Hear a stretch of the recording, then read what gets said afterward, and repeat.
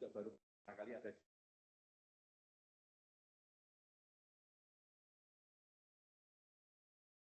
dan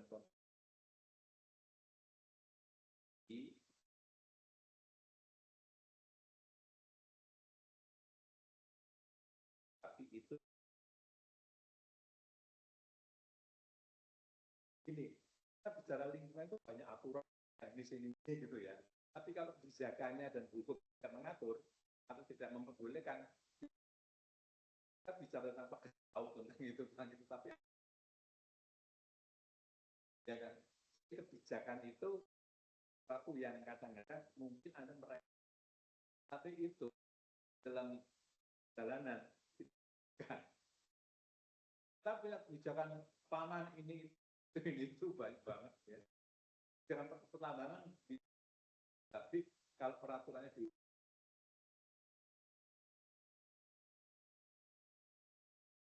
jadi kadang-kadang kita menemukan dan hukum dan tidak selalu satu hal yang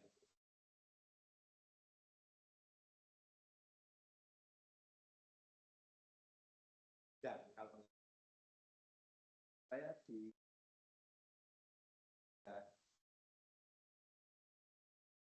tahap dia punya tambang itu sendiri, sekaligus punya kalau misalnya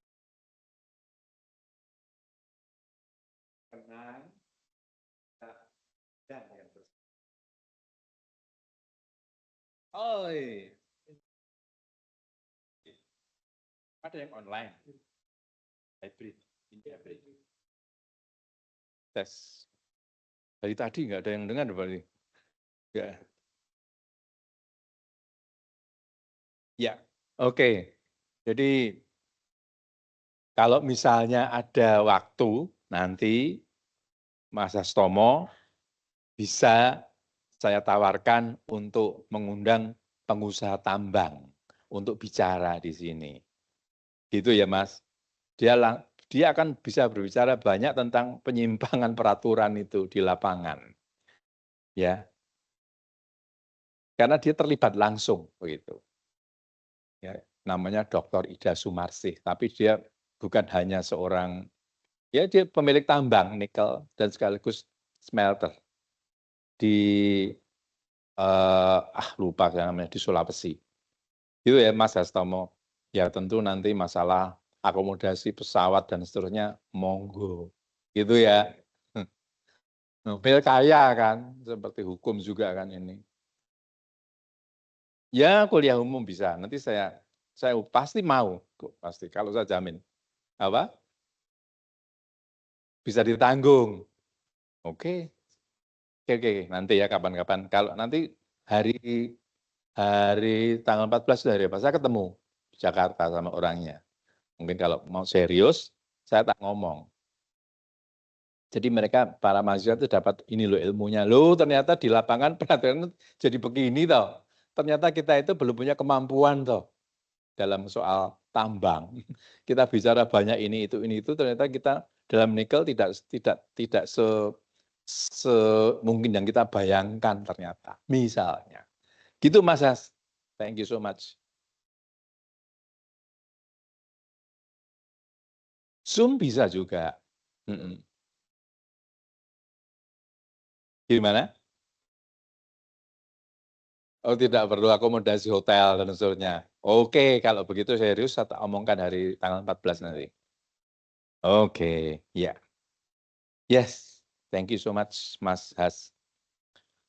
Jadi kuliah kita tentang hukum lingkungan dalam ini ya, tentang hukum. Nah, kemudian tujuan perkuliahan inilah nggak perlu ya, Dek. Identifikasi filosofi yuridis tentang sosial pengaturan lingkungan dan seterusnya and so on, memberikan gagasan solusi perspektif hukum tentang perlindungan lingkungan. Ingat jadi peran hukum yang utama itu adalah memang untuk memberi solusi. Walaupun Mas dan Mbak, Anda harus tahu bahwa hukum itu is not the single actor to solve the problem in the society. Jadi hukum itu bukan satu-satunya cara untuk menyelesaikan masalah di masyarakat. Itu ya, penting Anda ketahui, bukan satu-satunya. Jangan bilang dengan hukum segala sesuatunya bisa selesai. Ini kamu dengarkan enggak? Saya ini. Kalau enggak saya selesai kuliah. Itu ya. Saya serius loh ngomong ini.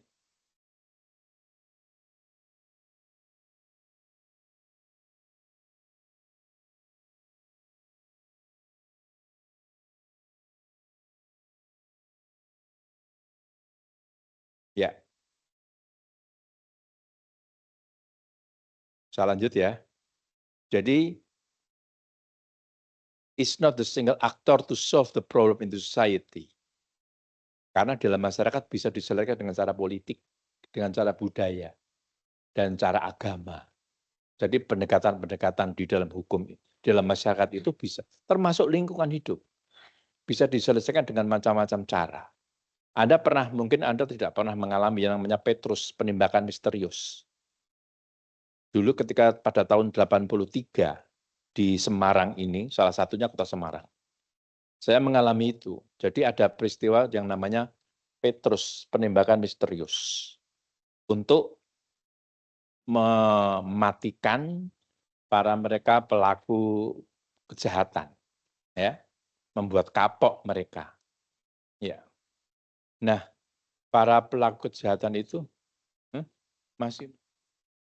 Jadi para pelaku kejahatan itu tidak diproses secara hukum. Ketika ditangkap langsung ditembak. Ditembak bisa dengkulnya dua-duanya ini atau di apa ya dulu yang saya karena saya pernah jadi gini, saya pernah jalan di depan Sedes Sapiense itu, tangan saya pernah apa ya namanya, dicelurit itu, motor saya mau diambil, terus saya enggak. Tapi sesudah peristiwa itu, banyak kemudian para pelaku kejahatan itu didor langsung, tidak ada di proses hukumnya. Nah, kalau banyak sekali yang meninggal, ada yang di Landusari itu yang sering ada preman yang pakai garpu sering menggarpu muka orang itu kalau udah dikasih itu ditembak di depan istri dan anaknya, dengkulnya dua-duanya. Terus ada lagi yang dan itu dimasukkan di dalam karung dibuang sekarang jadi BSB itu apa namanya, Bukit Semarang Baru itu. Dibuang di sana, di karung. Mungkin Bapak Ibu Anda masih pernah tahu peristiwa ini, ya. Ada yang dicubles di sini, ces gitu, ya. Seperti orang Jawa itu kalau marah, ya, ngamuk itu lebih dari binatang. Jadi dicoblos ces gini. Mungkin bisa keluar dari sini, sedikit runcingnya pisau itu. Ada yang seperti itu. Nah, semua Petrus namanya, fenomena penembakan misterius. Tetapi peristiwa itu, Dek, ternyata bisa membuat masyarakat merasa apa dalam bahasa Jawanya itu ayem gitu, tenang. Karena kejahatan menurun drastis. Mereka yang pakai tato-tato, ini bukan tato-tato yang stiker ya, tato yang beneran yang pakai jarum tuh disuntik dicobles terus api itu Dek. Nah, mereka yang pakai itu semua takut semua karena waktu itu selalu pemakai tato seperti itu diasosiasikan sebagai pelaku kriminal. Jogja, Semarang, Surabaya, yang saya tahu Surabaya, Semarang, Jakarta enggak begitu kelihatan. Tapi di Solo, Jogja, Semarang itu kelihatan. Yang seperti itu langsung ditakut semua, disetrika semua, ya para pelakunya itu. Karena mereka yang terbunuh itu selalu begitu. Yang mau saya ceritakan apa dari sini? Itu penyelesaian bukan dengan cara hukum. Itu penyelesaian dengan cara politik. Tapi masyarakat merasa aman. Coba deh Anda pikirkan. Kalau orang hukum, bisa bilang, ini bertentangan dengan aturan hukum karena harus ada proses untuk praduga tak bersalah dan seterusnya. Tapi itu dimatikan sedemikian rupa. Jadi itu membuktikan bahwa hukum bukan satu-satunya penyelesaian masalah. Mungkin seperti pagar laut ini juga.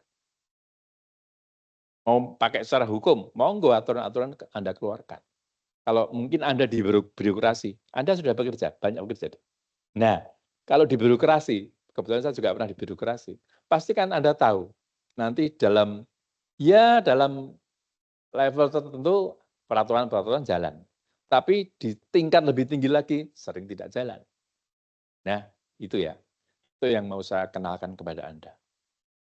Jadi itulah maka pendekatan yang, pendekatannya nanti socio-legal approach. Jadi saya tidak berbicara murni dari sisi aturan-aturan hukum. Gitu ya. Socio-legal itu artinya ada perpaduan pendekatan hukum dengan pendekatan sosiologis. Pendekatan normatif dengan pendekatan fakta. Itu dipadukan, socio-legal reason. Terus ingat deh, yang mau saya sampaikan kepada Anda, bahwa yang namanya hukum itu ada 3 nilai dasar. Ajarannya begitu. Ajarannya, saya bilang ajarannya. Hukum itu harus mengandung nilai kepastian, keadilan, dan kemanfaatan. Seperti kalau Anda, ini dengarkan aja, nggak usah dicatat-catat. Mungkin ini sebagai pengantar aja ya, untuk pengetahuan aja. Hukum itu selalu diajarkan mengandung 3 nilai itu. Kalau misalnya Anda yang di birokrasi misalnya, diminta untuk membuat aturan, misalnya membuat draft permen, ya, peraturan menteri atau peraturan pemerintah, pasti ada bagian menimbang. Kan? Nah, di bagian menimbang, itu sebenarnya filosofinya ada di situ. Hukum itu harus bisa dipertanggungjawabkan dari sisi keadilan, dari sisi kepastian hukumnya, artinya kepastian itu tidak bertentangan dengan peraturan-peraturan yang lain, ya. Jadi ada kesesuaian secara vertikal maupun secara horizontal dengan peraturan di atas maupun dengan peraturan di samping. Nah, kemudian harus mengandung kemanfaatan, sisi sosiologis, ya, dari sisi kemanfaatan. 3 nilai. Itu ajaran dari seorang yang namanya Gustav Radbruch. Tak perlu baca catat, ini ajaran hukum.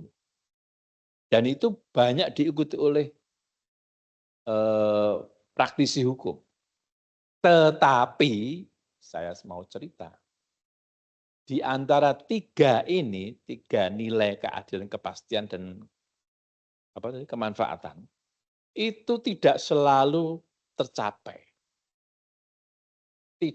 Atau setidaknya sulit untuk kemudian mewujudkan 3 ini dalam paralel, seimbang. Tidak bisa. Selalu ada ketegangan di antara keadilan, kepastian hukum, dan kemanfaatan. Maka Anda bisa melihat, misalnya, saya kasih contoh yang paling recent news ya, tentang pagar laut itu. Mungkin dari sisi kemanfaatan iya, dari sisi kepastian iya, tapi dari sisi keadilan tidak, atau kebalikannya, gitu ya. Aturannya kan pasal 33, ya semua harus bumi dan air dikuasai negara untuk sebesar-besarnya kemakmuran rakyat. That is the article on pasal 33. Tetapi faktanya kan tidak begitu. Ini kontradiksi tadi keadilan, kepastian, kemanfaatan.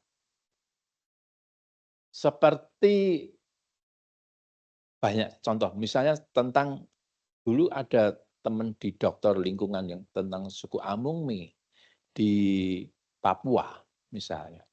Kan lingkungan dan sumber daya alam itu kan pasti berdekatan kan persoalannya. Nah, kayaknya ada yang pernah menulis tentang hak-hak asasi suku Amungme di Papua. Suku Amungme itu adalah suku di wilayah kawasan penambangan Freeport itu. Namanya ada suku Amungme. Saya dan Prof. Darto ini pernah ke sana. Saya mengantarkan Prof. Darto, saya waktu masih muda dulu. Dulu kan saya asistennya Prof. Darto ini, motretti kalau Prof. Darto kemana saya motretti gitu ya. Prof. Darto termasuk orang yang membesarkan saya. Nah, jadi suku Amungme itu dengan adanya Freeport, banyak yang kemudian menganalisis hak-hak asasinya tergerus. Ini kan sesuatu yang tidak adil mungkin dari logika masyarakat adat. Nah, tetapi yang sekarang ada ini tampaknya suku Amungme ini tetap hak-haknya ya tidak terlindungi gitu hak asasinya tentang lingkungan karena dia hidup di situ. Nah, seperti ini tidak bisa hanya dibicarakan dari sisi hukum. Kita harus ingat dulu tentang misalnya kebijakan politik dan ekonomi yang berubah dari era Orde Lama ke era Orde Baru. Ini konteksnya dengan Amungme ya, suku Amungme. Jadi di Papua itu kan ada suku-suku. Suku Amungme itu hidup di kawasan atas gitu, di kawasan gunung-gunung yang kemudian ditambang oleh Freeport. Sebenarnya di sana itu ada suku Amungme di atas, ada suku Kamoro yang di bawah.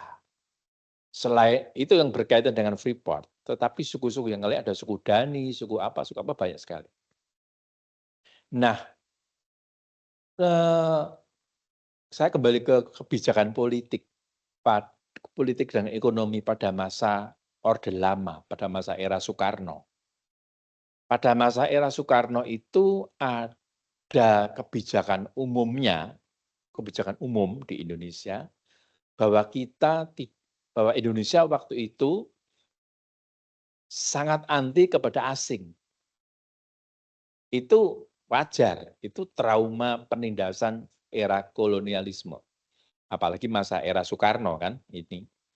Jadi kalau saya sebut Orde Lama itu kan antara tahun 45 sampai tahun 65 ya, 1945 1965.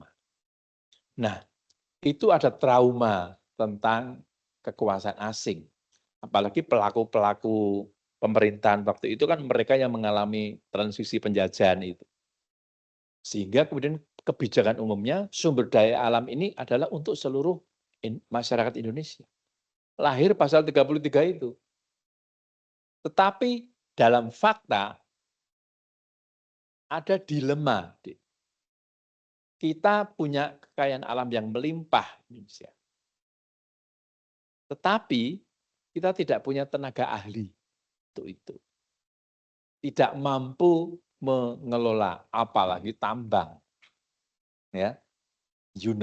Yang namanya tambang itu negara-negara yang proponen di bidang tambang itu kan Kanada, Amerika Serikat, Inggris. Ya. Belanda tidak punya kemampuan untuk itu juga. Nah, jadi ada dilema. Kita punya emas, punya nikel, dan seterusnya, tapi kita tidak punya kemampuan. Bahkan mungkin sampai hari ini kita tidak punya itu. Nah, saudara-saudara sekalian,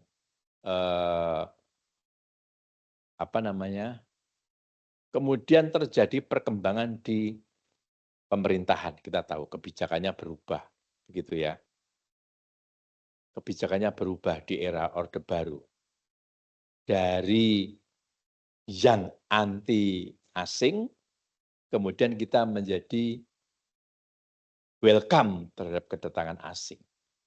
Itu tahun 1967. Nah, saya tidak dalam posisi untuk menyalahkan antara Orde Lama, Orde Baru, tidak ada yang salah. Di era Orde Baru itu ada welcome terhadap investasi asing karena kita sadar juga bahwa tidak mungkin sumber daya alam itu tidak dikelola. Sedangkan kita tidak punya kemampuan untuk itu. Maka kemudian mengundang investor asing. Lahirlah undang-undang tentang penanaman modal asing. Undang-undang PMA nomor 1 tahun 1967. Saya tidak berbicara normanya ya, tetapi undang-undang itu tujuannya apa? Yang penting. Saya tidak berbicara pasalnya. Tujuannya untuk memfasilitasi kehadiran investor. Terutama waktu itu Freeport,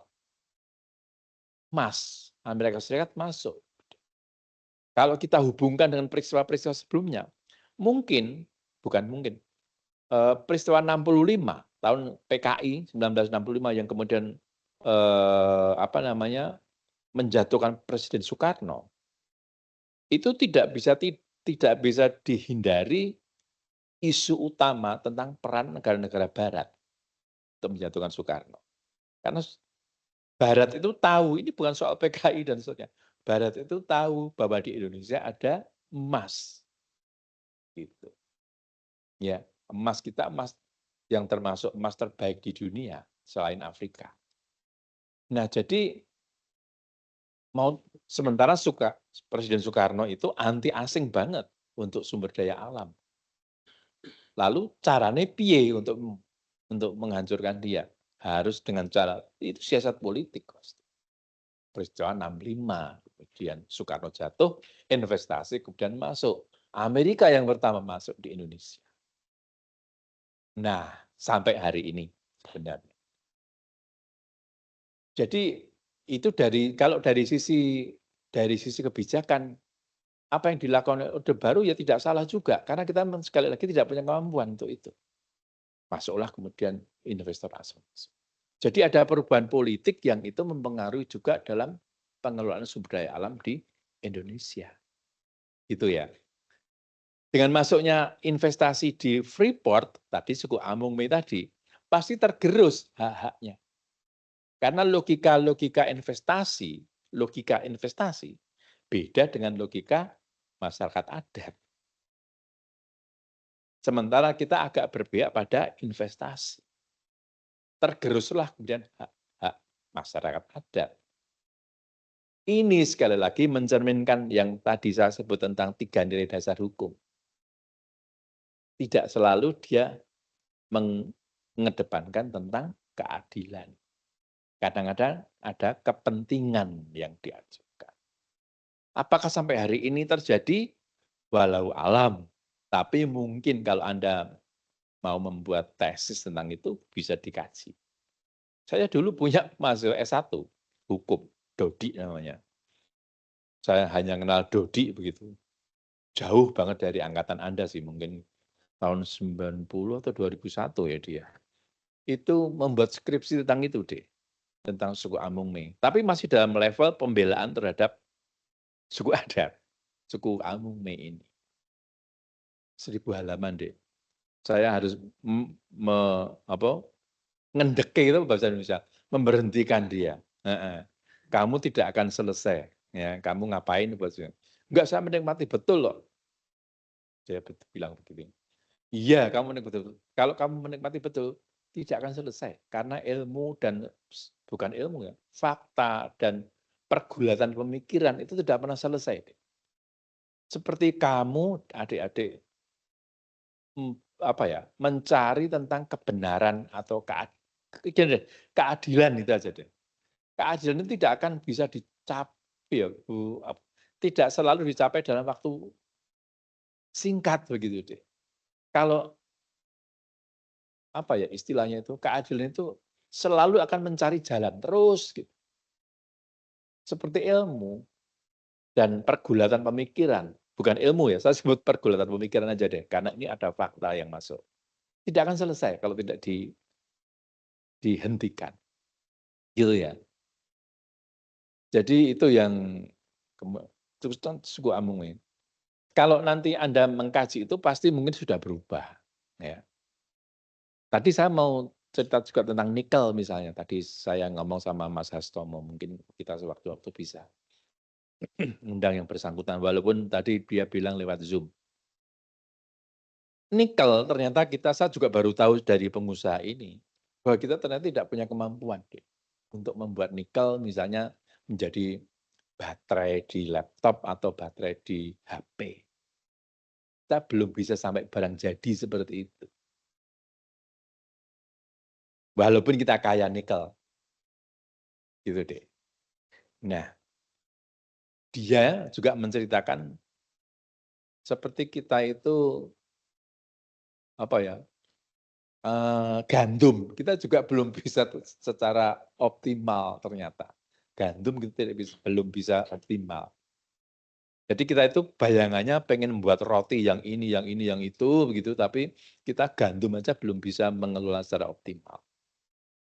Nah, ini jadi faktanya seperti itu. Sehingga kemudian banyak sekali dalam praktek yang namanya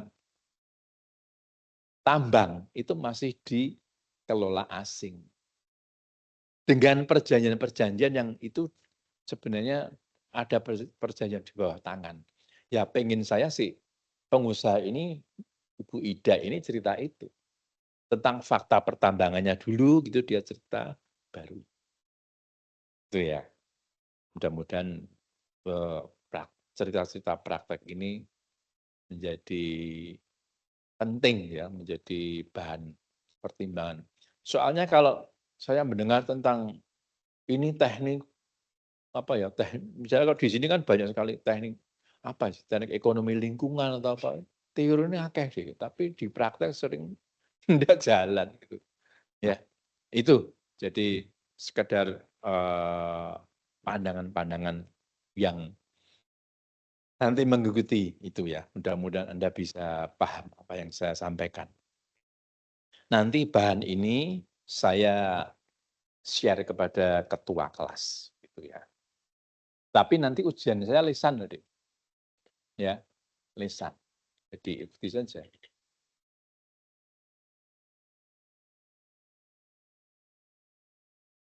Nah, jadi mari kita bicara tentang latar belakang kerusakan lingkungan. Ini barang lama tetapi sebagai base point gitu ya, sebagai dasar untuk melihat tentang kerusakan lingkungan. Saudara-saudara sekalian, jadi tentang kerusakan lingkungan di dunia. Nggak ada merah-merahnya.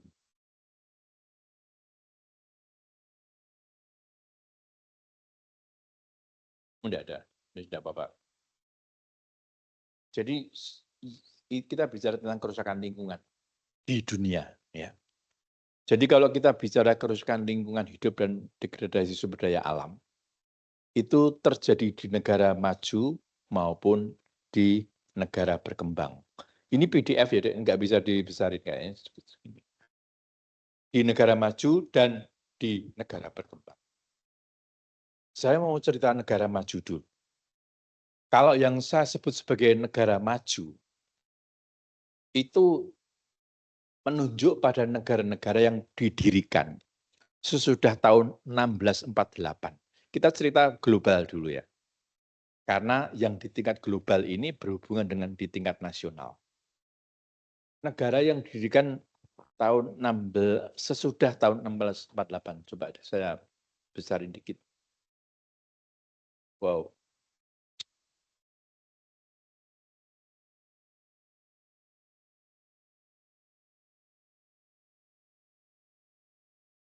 Ya. 1648. Kenapa saya menunjuk pada tahun 1648? Karena di 1648 itu menunjuk pada berakhirnya Imperium Romawi. Ya.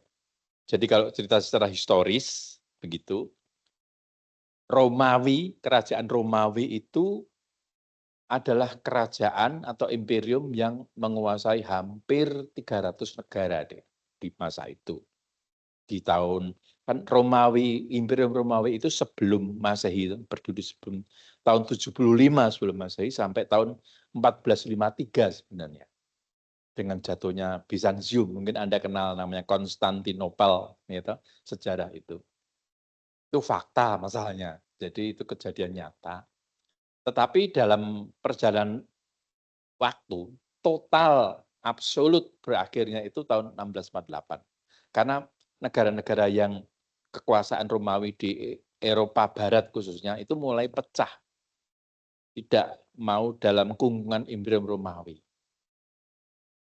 Seperti negara-negara Belanda, Prancis, Jerman, Kerajaan Prusia, Rusia, Luxembourg, Monaco, pokoknya negara-negara yang di Eropa Barat itu, kontinental, Eropa daratan, itu dulu hampir semua dikuasai Imperium Romawi.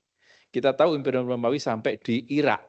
Ya, kalau di Irak itu ada, kalau Anda mengenal nama Babilonia, nah itu sampai di Irak. Libya, oh, Irak, Libya juga di Afrika. Irak masih di Asia kan. Nah, bubar. Lalu berdirilah negara-negara Eropa. Ya, negara-negara Eropa Barat khususnya dan negara-negara Timur. Itu yang saya sebut menandai lahirnya negara-negara baru. Memang saya ini menunjuk negara-negara di Eropa. Ya, maaf ya, sekali lagi maaf. Menunjuknya negara-negara di Eropa. Karena tidak bisa tidak, tradisi pemikiran ilmu pengetahuan kita ini kan banyak bersumber dari cara berpikir Eropa Barat ya. Nanti. Nah, dengan lahirnya negara-negara baru seperti Belanda, Norwegia, Prancis, Jerman, Kerajaan Prusia dan seterusnya, itu mulai negara-negara itu pengen hidup sendiri begitu. Ya. Mereka anak-anak ayam yang mau hidup sendiri. Nah, demi mempertahankan diri untuk kepentingan dirinya sendiri, kepentingan keberlanjutan negara itu sendiri, ya, saya sebut di sini untuk kepentingan konsumsi dan pembangunan, maka kemudian dilakukanlah eksploitasi sumber daya alam yang kemudian merusak lingkungan.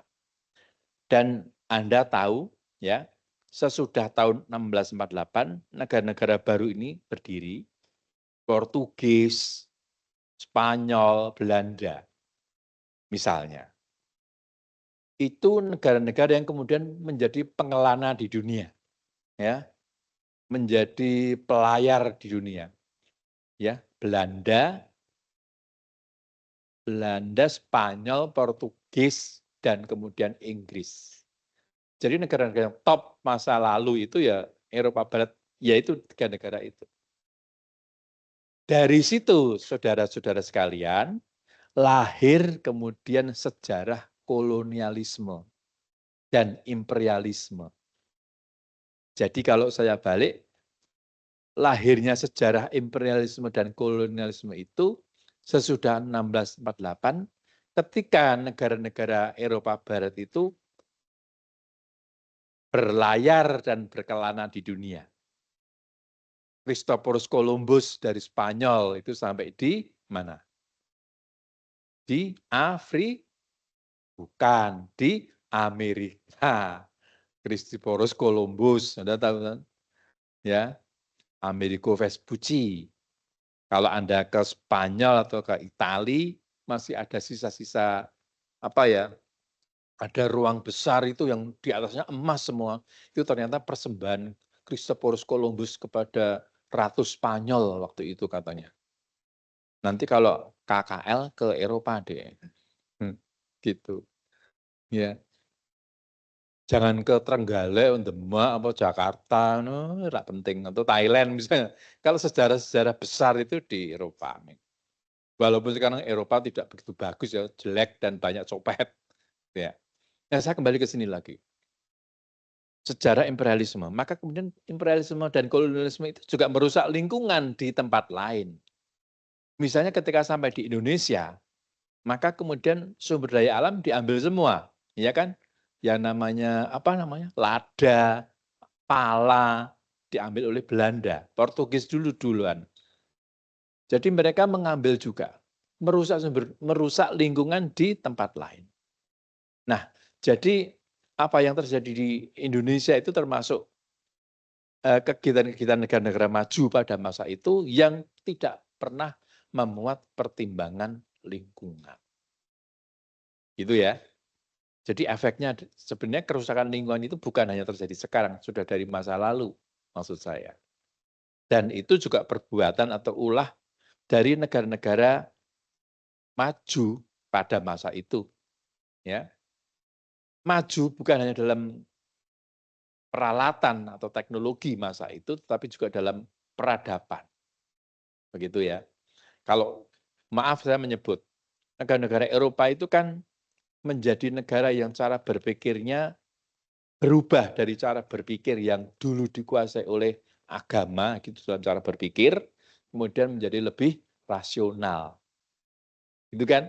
Anda pernah dengar sejarahnya Galileo Galilei? Ya Mbak, Anda pernah dengar? Galileo Galilei. Pernah dengar? Ya, Galileo Galilei itu kan memporak-porandakan pendapat ahli agama pada waktu itu. Di mana pemuka agama waktu itu mengatakan sekitar tahun 1400-an bahwa pusat alam semesta adalah bumi. Paham? Geosentris. Itu kepercayaan deh. Yang kemudian ada relasi apa ya? Relasi hubungan dengan umatnya begitu semua selalu percaya gitu. Nah, kemudian percobaan-percobaan Galileo Galilei menemukan bahwa bukan bumi yang menjadi pusat alam semesta tetapi matahari. Paham apa Mbak namanya? Kalau masih ingat? Pinter. Heliosentris. Mbak sing lemu pinter ternyata. Ya, ya, jadi loh kok malah tuding-tudingan loh. Ya, jadi itu kan basisnya rasionalitas, percobaan, empirik namanya. Percobaan dulu, baru kemudian dia menyimpulkan, oh ini berarti pusatnya itu adalah matahari. Jadi kalau dalam filsafat ilmu disebut bersifat a posteriori. Bukan ya, a posteriori. Kalau dalam filsafat ilmu kan a posteriori. Jadi ada peristiwa dulu, baru kemudian di teori. Ilmu-ilmu pasti itu kan a posteriori sifatnya. Ada peristiwa dulu, baru kemudian dibuat teorinya. Ada peristiwa yang terjadi reguler, tetap di mana-mana sama, seperti hukum Archimedes. Hukum Archimedes misalnya. Lalu dibuat teori. Itu ya. Nah, hukum itu jelas, karena hukum itu a priori. Jadi ajarannya dulu begini. Itu hukum. Jadi seperti agama, pokoknya ngene. Kalau ilmu pasti kan bukan pokoknya ngene, tapi nyatane ngene piye, arep ngopo, njuk piye ja, nek misalnya berubah. Nah, gitu. Nah, saya kembali ke sini lagi. Rasionalitas itu yang kemudian membuat maju negara-negara Eropa. Itu ya. Nah, sekarang tetapi belum ada pertimbangan lingkungan. Karena apa, Dek? Mbak dan Mas? Karena rumangsane waktu itu bahasa Indonesianya apa? Rumangsane apa?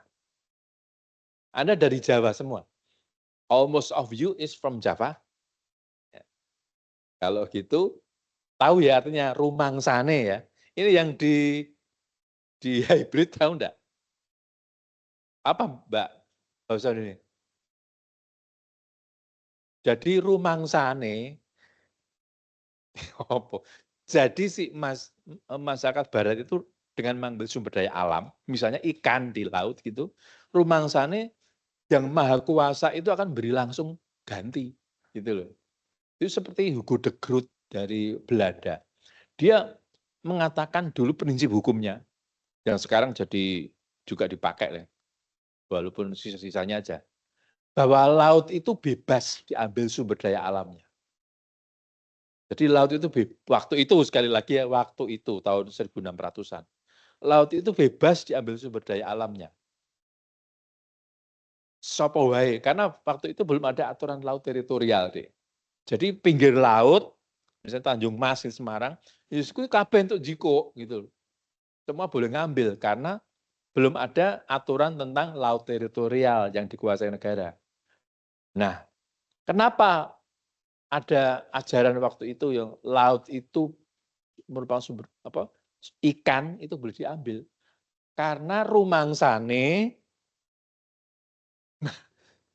itu akan langsung diganti oleh yang Maha Kuasa. Jujur kabeh ora apa-apa, engko paling ana meneh gitu. Jadi masih ada sisa-sisa apa ya namanya, belief gitu, percayaan bahwa ya ini campur-campur lah, ono ketuhanane, ono rasionalitasnya. Wis juga kabeh wae tenanglah, kapan kok pasti diganti oleh Allah atau oleh Tuhan, nanti diganti. Rasa khawatir gitu. Jadi sekonyong-konyong pasti ada gitu loh, ajaib gitu. Nah, itu yang terjadi. Jadi tidak ada pikiran tentang, sumber daya alam terbarui, itu enggak ada. Karena mereka merasa, tapi mereka merasa itu tidak cocok untuk ganti rumangsane. Jadi ru rumangsane itu tadi, itu langsung bisa diganti, padahal tidak ternyata.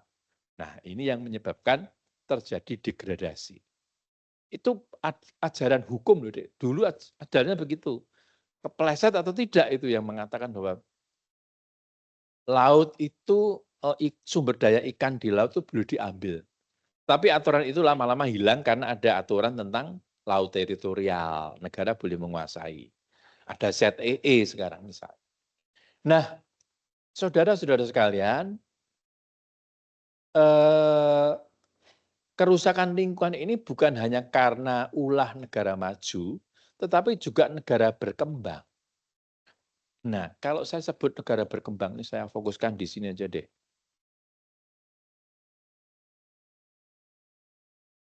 di negara berkembang. Kalau kita cerita negara berkembang, itu adalah negara-negara yang lahir sesudah tahun 1945, developing countries. Kalau Anda lihat di istilah dalam bahasa Inggrisnya, developing countries. Kalau develop countries itu negara maju. Developing countries atau negara-negara berkembang, saya menyebutnya di sini menunjuknya pada negara yang berdirikan sesudah tahun 1945. Seperti Indonesia, mana lagi? Hah? Malaysia, mana lagi? Mas, mana? Mana? Mana lagi coba? India, Pakistan, Nepal, pokoknya negara-negara di Asia Tenggara, kecuali Thailand ya. Lalu ada negara Afrika banyak sekali yang berdiri tahun 1945. Atau menjadi menguat sesudah tahun 45, seperti Mesir itu Presiden Gamal Abdel Nasser misalnya, Turki juga. Nah, developing waktu itu mereka. Nah, mereka sekarang saya ambil contoh Indonesia aja deh, Indonesia. Ketika kita berdiri, tadi saya cerita waktu awal di era Soekarno itu kita anti imperialisme pasti. Karena nasionalismenya Soekarno gitu ya. Nah, kemudian sumber daya alam itu pokoknya harus dikelola oleh bangsa Indonesia sendiri. Tapi kita nggak punya uang waktu itu. Maka kita nggak punya uang, tapi pengennya kita itu pengen cepat sejajar dengan negara maju. Pengen cepat sejajar. Itu ciri khas. Jadi negara berkembang itu pasti begitu. Seperti misalnya Anda ya Dek, misalnya habis menikah gitu biasanya ya. Aku saya juga ngalami gitu. Rasanya pengen cepat sugih gitu Dek. Wis pokoknya ndang piye carane pokoknya tuku omah, tuku mobil ngene, ceritanya gitu. Piye carane ngutang. Nah, itu kan. Nah, jadi kemudian memang ciri dari negara berkembang, mungkin termasuk warganya, itu apa tadi? Hutang. Maka sampai sekarang pinjol itu tetap jalan, ya toh? Itu dia. Jadi apa namanya, hutang itu menjadi bagian dari kehidupan kita. Hutang is the part of human being, gitu ya. Jadi keberadaan kita dari utang. Tapi nanti kalau sudah usia sekian gitu, Dek, misalnya kamu utang sekarang hari ini ya, kamu itu lahir tahun berapa tuh? Almost of you? 2001 ya? Oh, sama anak saya yang terkecil saja masih tua anak saya, berarti berarti ya wis. Tapi gini Dek, nanti kalau kamu sudah menikah misalnya, ada usia tertentu di mana utang itu harus berhenti. Itu ya, misal 50 atau 55 kamu hentikan utang. Karena kan kita tidak tahu masa depan kita, gitu. Langsung bayar kan repot, gitu. Itu Mas, gitu. Gitu, jadi hentikan. Jadi investasi. Kamu, saya pernah baca buku namanya Life After Capitalism. Jadi dia mengatakan bahwa duit banyak itu tidak ada artinya kalau tidak diinvestasikan. Ini kowe saiki nabung akeh-akeh dienggo apa gitu. Nabung tapi mbok investkan. Misalnya kamu bikin kos-kosan atau buka sebagai penyalur galon melon misalnya, itu kan jadi masukan walaupun ada mahasiswa loh, Dek. Anak saya, tak kasih contoh ya, bukan saya bermaksud apa-apa ya. Anak saya itu dokter, dokter muda lah gitu, perempuan.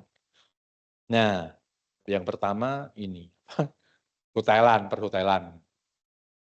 Yang kedua ini yang dokter ini buka kos-kosan deh, di Tembalang, walaupun cilik-cilikan gitu.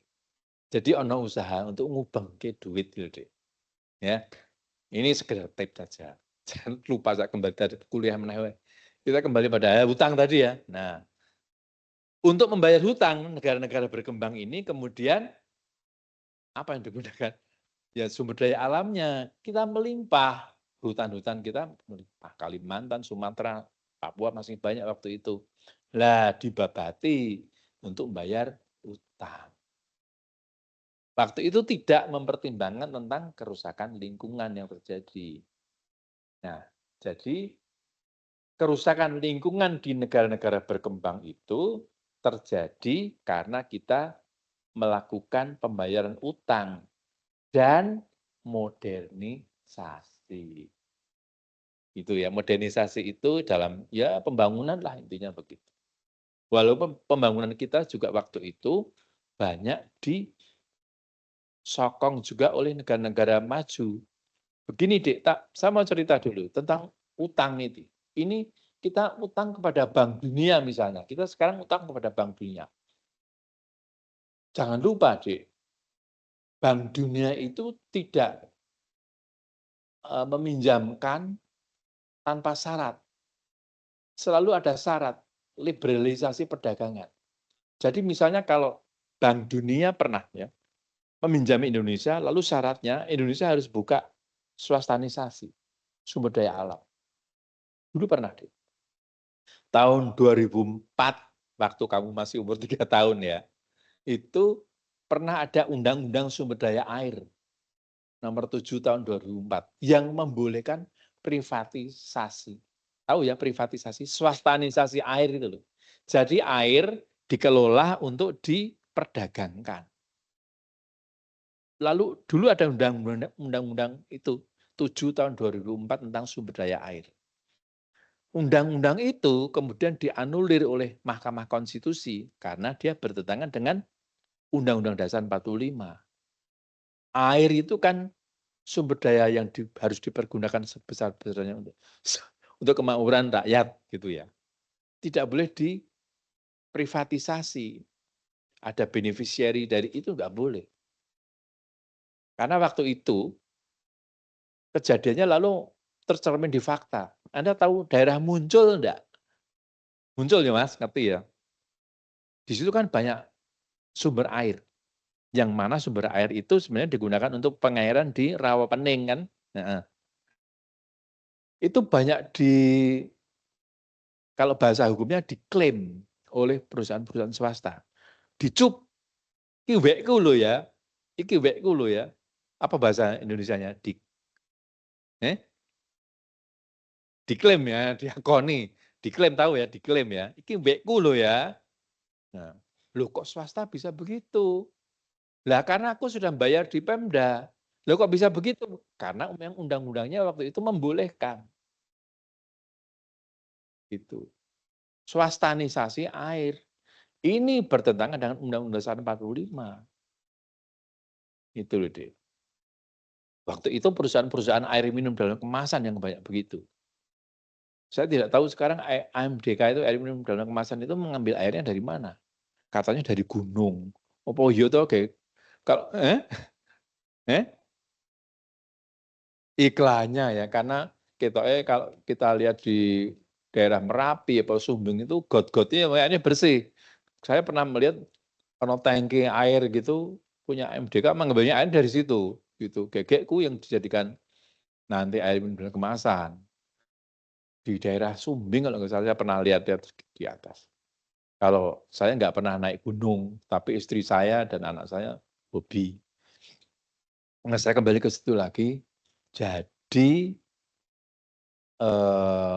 utang tadi yang membuat kerusakan lingkungan di negara berkembang.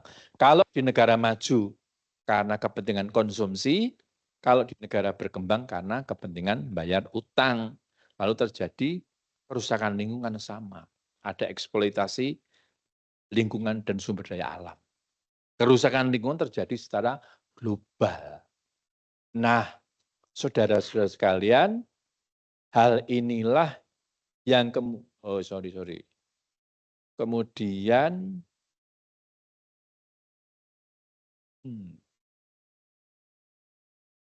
secara hukum singkatnya mendorong PBB untuk melakukan pengaturan lingkungan. Ya, ini ada pengaturan lingkungan.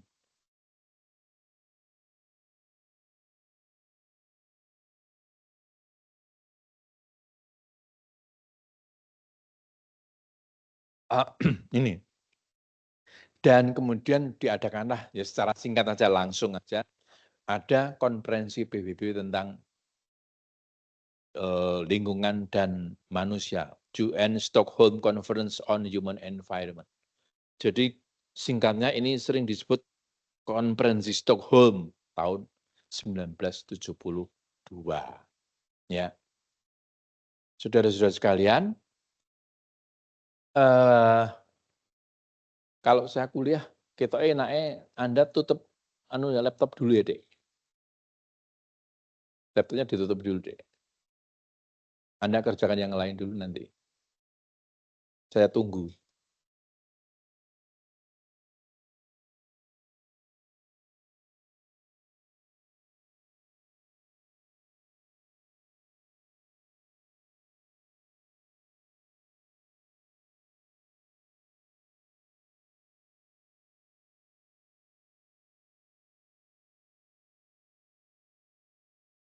Ya.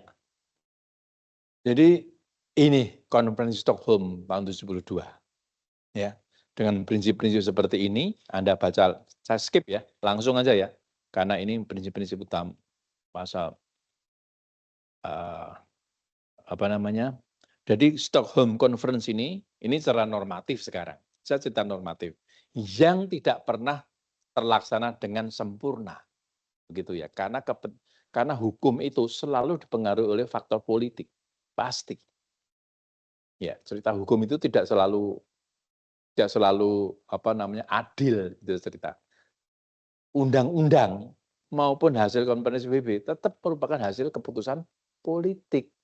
DPR itu lembaga politik. Nah, mbok kira bahwa dia akademis? Enggak. Saya misalnya saya punya draft gitu ya. Saya dari akademisi, Pak. Draft undang-undang. Kan bisa ada birokrasi pasti tahu. Draft ini diajukan. Yang saya alami waktu itu pernah yang paling membuat jengkel begitu. Gini, jadi saya membuat draft sudah dipresentasikan di Balek deh. Balek, ya, tahu ya Balek Badan Legislasi Senayan. Itu sudah dibuat, kemudian sudah dipresentasikan, kemudian saya dikasih tahu, oke, Prof, ini sudah di ACC begitu. Anda tahu namanya Rike Diah Pitaloka, ya. Nah, dia yang bilang sama saya, ini sudah di ACC, Prof. Dan saya pulang ke apartemen, gitu ya, di tempat saya. Perjalanan pulang, gitu. Terus saya dikirim lagi sudah berubah. Itu yang terjadi. Itu masih draft. Jadi sudah berubah. Kok saya bilang, loh, kok sudah berubah? Gitu. Enggak dibalas. Ini sudah persetujuan. Jadi barang ini ketika perjalanan ke waktu itu, maaf ya saya sebut, ke Menko Polhukam waktu Pak Mahfud, itu sudah berubah. Itu draft undang-undang. Nah, akhirnya itu jadi draft yang kemudian banyak disorot begitu, artinya banyak disorot, banyak dikritik. Nah ini yang terjadi. That is the produk politik begitu. Jadi tidak ada yang namanya Anda berbicara tentang ini bisa adil atau tidak, susah. Dimarahi betul saya sama yang namanya atasan saya waktu itu Pak. Anda tahu nama Pak Tri Sutrisno ya? Jenderal Tri Sutrisno itu atasan saya langsung waktu itu. Sesudah dia jadi wapres, dia ada satu lembaga yang dia membawai saya. Nah itu saya dimarahi betul. Dan marahnya Pak Tri Sutrisno itu tidak marah betul intinya Pak. Terus saya juga bingung ini kok bisa berubah itu bagaimana? Itu deh ceritanya. Saya tanya ke sana kemarin nggak bisa karena saya orang birokrasi bukan orang politik. Yang terjadi. Jadi pengawalan sebuah peraturan atau draft peraturan itu memang harus aman betul. Bisa dirubah langsung dalam perjalanan pulang. Nah, piye ngono kuwi. Terus itu yang terjadi ketika saya kembali, terus saya ke Jogja waktu itu diseneni wae gitu. Iki piye dong, saya nggak salah. Terus yang sampai kemudian pokoknya intinya ini seolah-olah dibuat oleh saya itu yang baru. Nah itu dia. Marahi jengkel kadang-kadang ya. Nah itu yang terjadi. Sama seperti juga di tingkat internasional, pasti juga begitu. Sekarang misalnya Anda tahu yang namanya peraturan-peraturan perdagangan internasional itu, peraturan yang dibuat oleh WTO, itu dipaksakan berlaku di negara-negara di dunia. Tetapi Rusia, Cina, dan seterusnya itu menolak. Terutama Cina. Sekarang ada. Maka dari itu sekarang Anda kalau misalnya dilihat di running tech TV, ada perang dagang antara Amerika Serikat dan Cina. Itu terjadi deh seperti itu.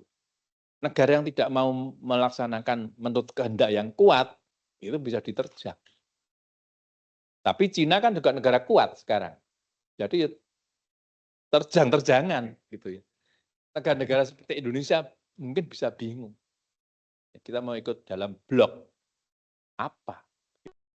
Ya. Itu masalahnya.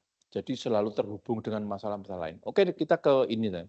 Kita sudah normanya dulu ya, normanya itu iyalah pentinglah gitu ya.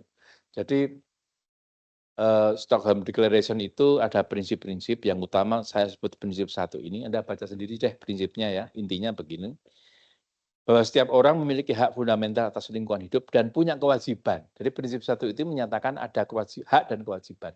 Manusia berhak atas lingkungan hidup yang baik dan sehat, tetapi punya kewajiban melindungi lingkungan. Dari sini kemudian dikembangkan yang namanya hukum lingkungan. Jadi intinya hukum lingkungan, baik di tingkat global maupun di tingkat nasional, itu hanya mengembangkan hak dan kewajiban. Benar.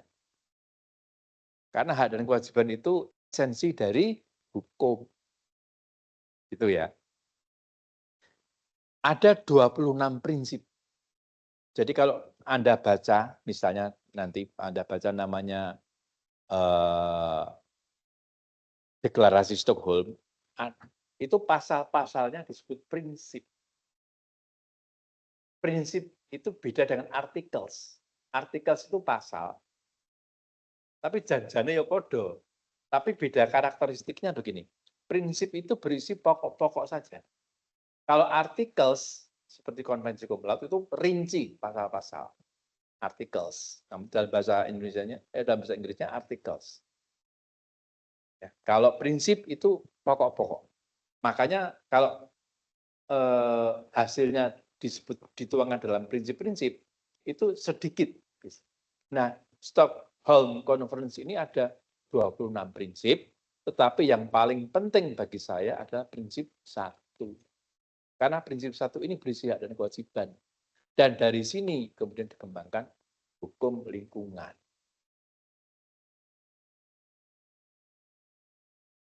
Ada yang mau bertanya dulu enggak sampai di sini? Anda boleh minum, boleh makan loh, Dek. Enggak apa-apa.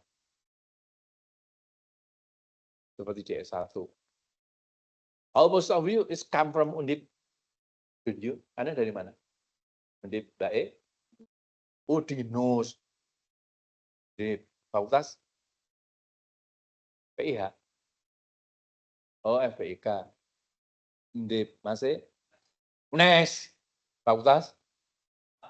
Oh, MIPA. UNES. Saya kenal banyak orang UNES. Unbas. Iya, iya, iya. Terus Pak Jasim. Oh, iya, iya. Apa? Ya, bahas. Ya, beberapa saya kenal. Apa tuh? Apa yang jadi anggota? Lupa tuh. Pokoknya banyak lah dibahas. Masih campuran. Emang kok bakmi we? Apa? D? D3-nya Undip. D3-nya apa, Mas? Akuntansi. S1-nya akuntansi. Sekarang kok ngambil mil kenapa? Ya pokoknya sekolah we. Mencoba hal baru. Itu ya. Never ending study ya. Oh, saya ngajar untak di S3 hukum. Ya. FPIK, dulu saya ngajar di FPIK. Hukum laut tapi dulu. Barengannya Aji itu loh, sama almarhum. Waktu masih muda saya, 2005, 2008, 2010 lah gitu, sama Denny, Prof. Denny. Denny, proyeknya kan banyak banget sih Denny itu, sampai hari ini. Gitu ya. Kemarin masih WA saya tentang pagar laut di Baris Krim katanya. Ayo kapan? Baskoro, Rohadi, Krisna, nah itu teman-teman saya, sahabat-sahabat saya dulu. Cocok dolan tapi. Lanjut ya. Tapi dari UNES, dari UNES apa Mas? MIPA ya. Angkatan berapa Mas? Angkatan berapa? Oh, ada teman saya yang pindah ke UNES, Profesor Beni Rianto. Dulu sama-sama dia di Dirjen Peraturan Perundang-undangan Kumham, terus jadi itu. Tak kenal ya. Wow.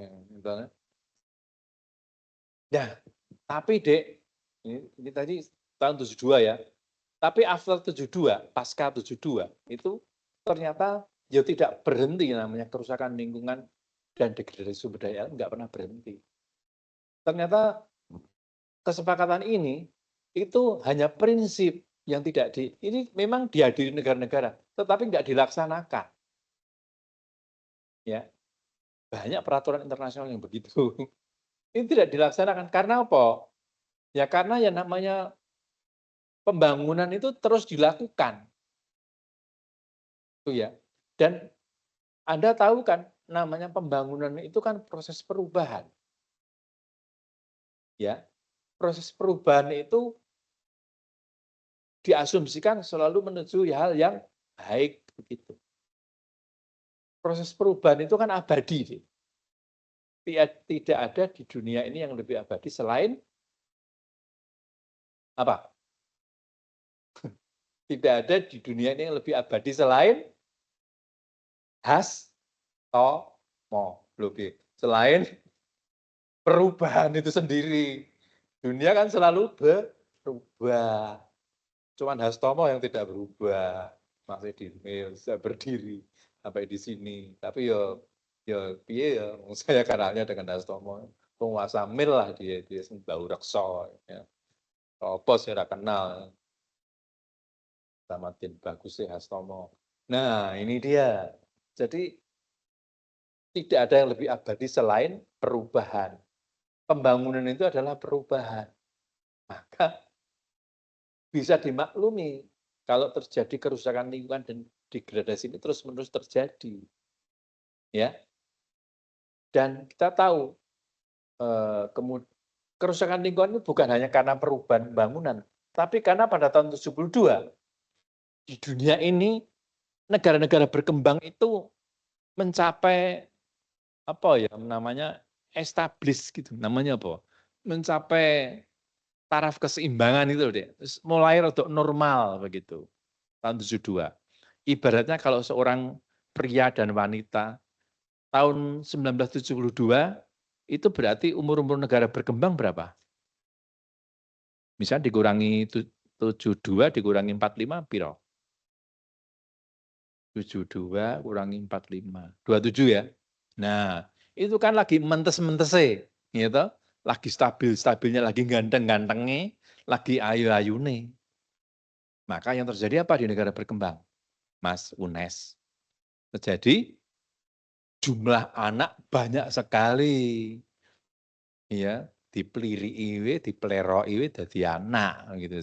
Jadi kemudian pernikahan itu banyak sekali dan pernikahan itu dan ini masyarakat kan tadi saya bilang mulai mapan, subur, tingkat fertilitas tinggi, ya dimesemi we dadi anak begitu ya.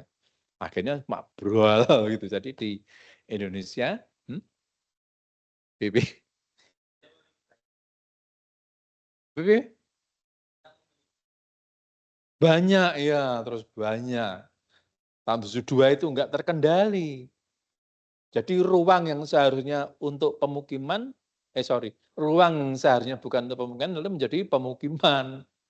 Gitu ya. Ibaratnya kan roti itu hanya untuk 2 orang menjadi untuk 5 orang. Banyak anak, gitu. Wis kono masih ada mitos banyak anak banyak rezeki. Kan aneh-aneh gitu kan. Jadi terus jumlah anaknya banyak. Nah, lalu di Indonesia pada tahun 72 muncul yang namanya program apa Mas Wahas? Hah? Apa Mbak? KB. Muncul muncul program keluarga besar. Keluarga berencana. 2. Lambangnya begini kan, 2 anak sudah cukup. Kalau Anda jalan dari Semarang ke Purworejo, itu masih banyak sisanya. Gambarnya begini, ono watu, ono semen besar, 2 anak sudah cukup. Maka sekarang memang almost of family baru kita ini 2 anak, biasanya maksimal mungkin 3, gitu. Nah, 2 anak sudah cukup. Itu waktu itu pemerintahan Orde Baru pinter.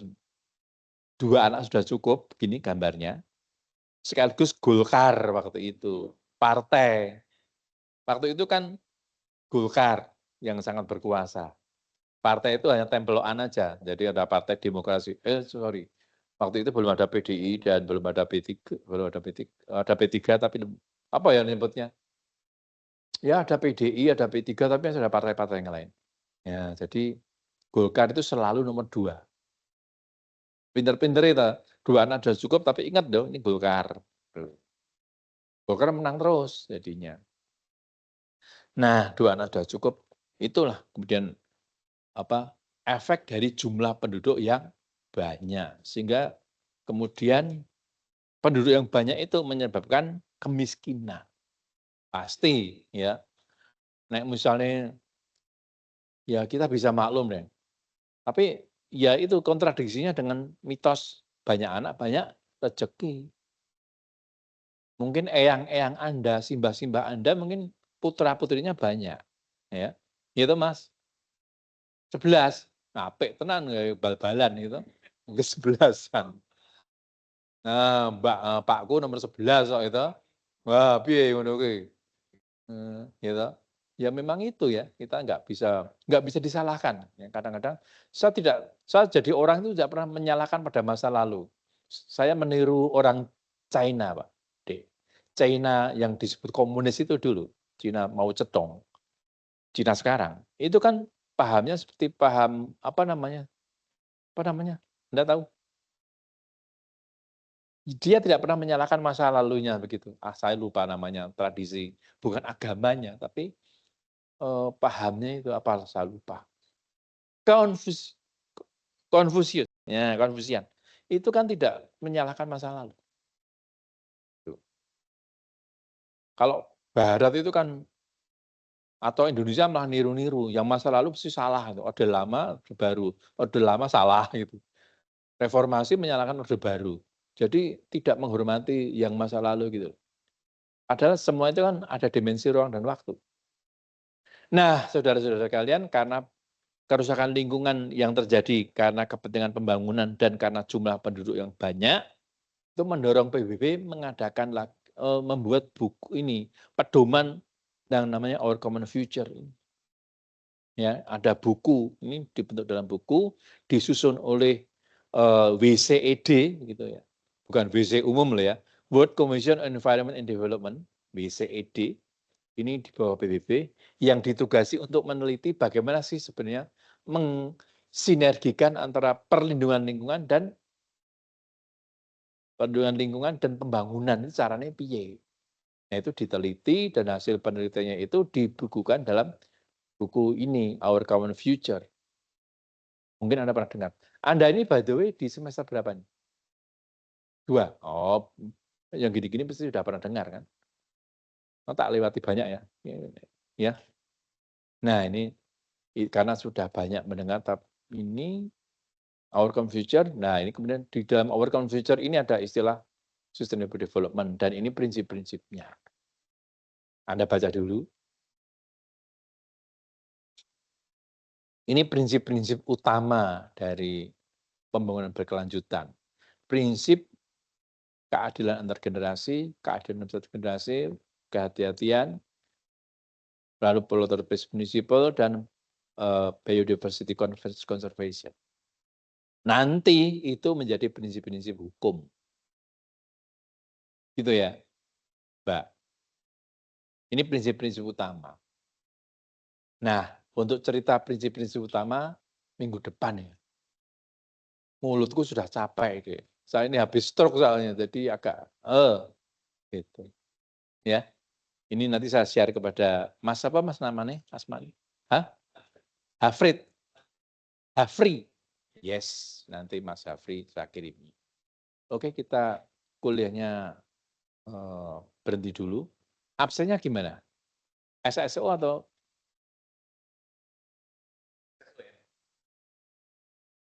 kita tetap di depan ya, atau ada yang mau diskusi dulu? Silakan.